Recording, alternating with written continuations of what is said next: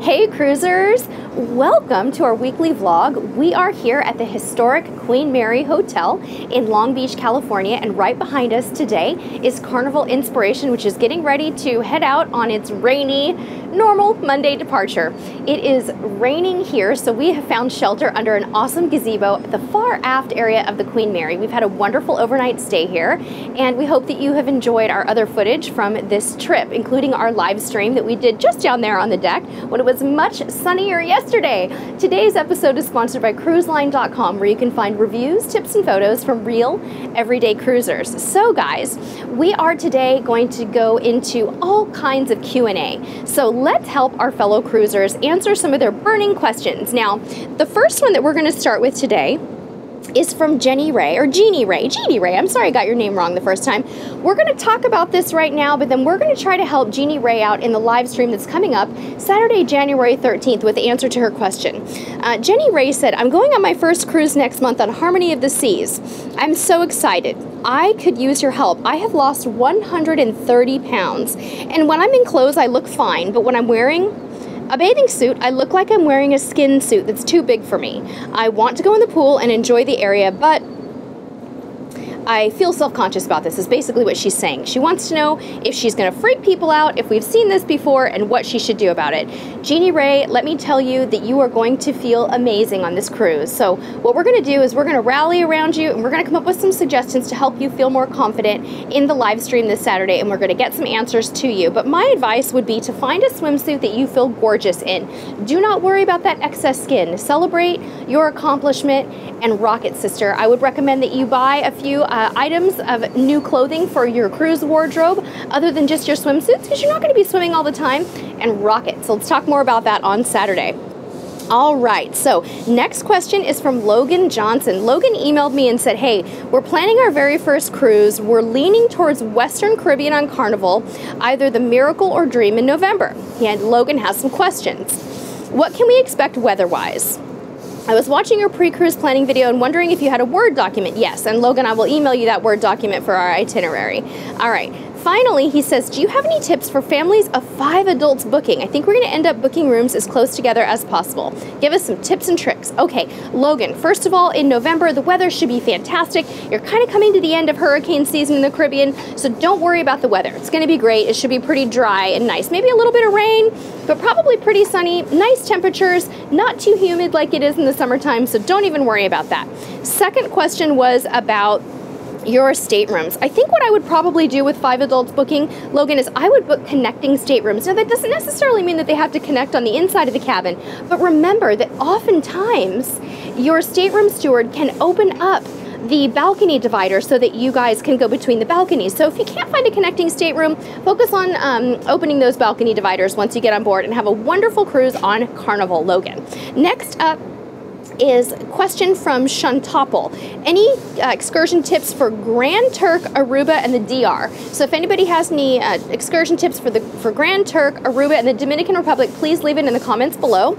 I have heard, Shantopple, that in Grand Turk it's awesome to walk down the beach and go to Jack's Shack and play with Topher the dog and have a cocktail at that bar.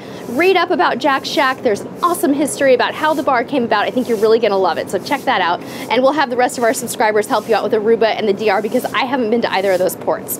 Okay, next question comes from Just AAC, who says, I'm so nervous for my first cruise and trying to remember all these things in the comments, especially when my parents do most of these things. It's hard. Can someone please give me essential tips? So I think what's happening for poor Just AAC is she's experiencing cruise overwhelm, right?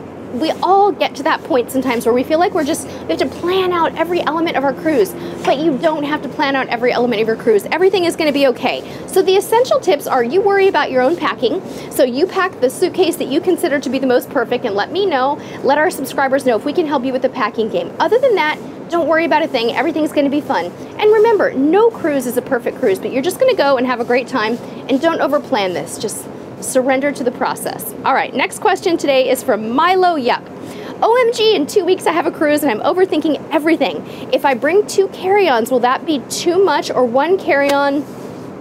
Should I bring 1 carry-on bag? All right, Milo, yep. I think 1 carry-on bag is enough rolling, and maybe 1 backpack.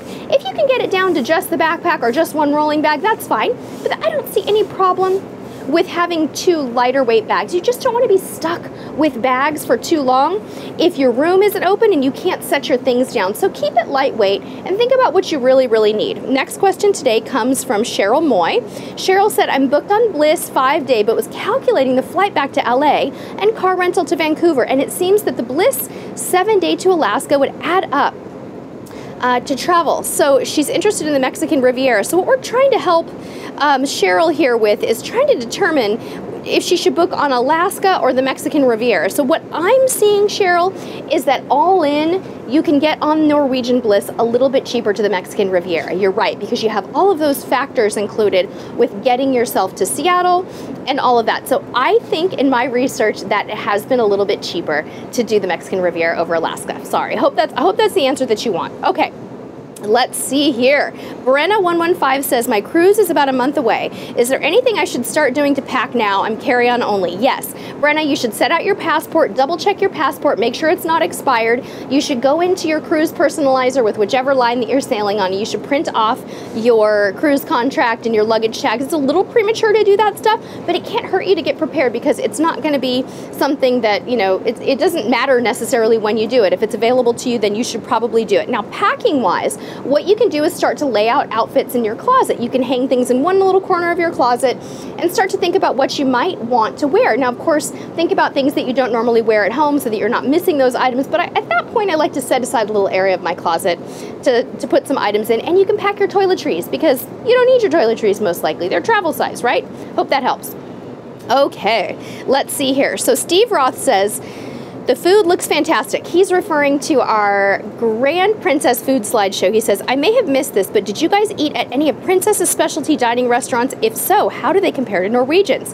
So yeah, Steve, we did. We went to the Crown Grill when we were on Caribbean Princess. On Grand Princess, we didn't hit any of them. We were trying to save money. Crown Grill is a great steakhouse. It pretty much compares, I would say, apples to apples with Cagney's. A few less options on Princess as far as specialty dining, but on Princess, the dining room food is so darn good that you don't miss it too much. We haven't tried Sabatini's for a few years on Princess, just because we tend to prefer the steakhouse, but it's pretty comparable to Cagney's. One thing I do really like about Norwegian is that they offer so many of them. I think teppanyaki and the Brazilian steakhouse are some of my favorites as well. So hard to compare, but pretty similar to Cagney's. Okay, next up is from Doreen Chapman. Doreen said, hey, love your channel. We're quite new to cruising, and we have 3 so far and love your advice and tips. We've only sailed with Celebrity. Any other cruise line suggestions? We are from Nova Scotia, Canada, so we look forward to our Caribbean cruises. Happy New Year. Doreen, I think Princess and Holland America translate very well for a lot of celebrity cruisers. You might want to give it a try and see what you think. So that's just a suggestion, but those 2 lines are probably the first that I would go to for you. Okay? All right. Next up would be from Carol Moriello. She said, if you're traveling as a single, would you still take 2 bags? Example for soda. Probably not. I would try to take 1. And she's referring to carry-on bags, guys. I would try to limit it to 1 carry-on bag, but like we were talking about earlier, a really lightweight backpack and a carry-on, if you really need a lot of extra stuff with you in addition to your checked luggage on your embarkation day, that's fine. Whatever's comfortable for you. Kathy says, I just discovered your channel a couple of days ago and I've seen a lot of your videos for your laundry. Do you pay to have it done or do you do it yourself? If you do it yourself, explain how and with what products. Okay, so Kathy, what you've probably seen is when we sail with Carnival and Princess, they do have onboard laundry for their guests, meaning that you can go to a laundry room and pay yourself just like you were going to a laundromat. It's usually $3 per wash load, $3 per dry load. You can buy dispensed products there for your detergent and your softener, or you can bring them on board with you. I like to bring them on board with me to save money. But certain cruise lines do not offer that. Holland America, Royal Caribbean, and Norwegian do not offer onboard laundry for the most part. So it depends on what line, but that is how we do it. Next question, I think Carol, Carol Morelio had the same question, said, how do you do wash on the cruise? Well, Carol, just answered that question for you with Kathy, so looks like laundry is a theme this week. All right. Next up is from Embracing Elizabeth, says, I always overpack my toiletries for cruises. Can you do a video showing how to pack toiletries, please? Embracing Elizabeth, I think you've inspired an episode. Stay tuned. We're going to try to make an episode all about packing toiletries just for you. Next is from Vegas Strong, formerly Suji. She said, hi, Sherry. I know you've mentioned it before, but what about a live stream on the best excursions? I think that'd be helpful and it's interesting. What do you think? I love that idea, Suji, and we totally want to make an episode on our favorite excursions, and we want to get you guys involved, so maybe we'll do that as a live stream. Great idea. Thank you so much. All right, lots of questions this week, you guys, huh? Lots. All right, now we have Letitia Meyer. She says we are taking our kids on their first cruise. Our third cruise in January 2019 on Norwegian Bliss. We'll be going to St. Thomas, Tortola, and Nassau. Can you give us suggestions on excursions for those ports for a 5- and 7-year-old? So guys, let's help out. St. Thomas, Tortola, and Nassau for 5- and 7-year-old. What do you guys think? In Tortola, should she go to Virgin Gorda and go to the baths or not? And what should she do in St. Thomas and Nassau? Let's help her out. All right.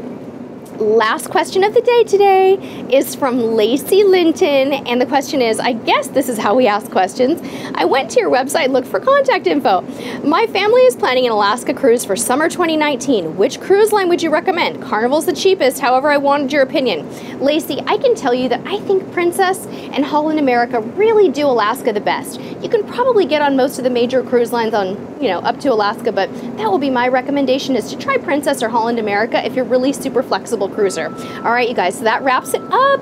Hope you've enjoyed this fun Q&A sesh from the back of the beautiful Queen Mary here in rainy Long Beach, California. Hope you've enjoyed watching Carnival Inspiration. I can see people literally in the buffet right now. I can see them on the gangway. I've got cruise fever just standing here today, but this has been so fun. See you on the live stream this Saturday, January 13th, where we're going to talk all about solo cruising.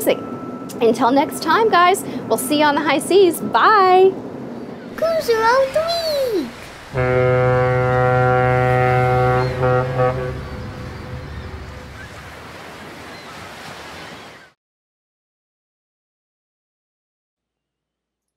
Hey, click me to subscribe.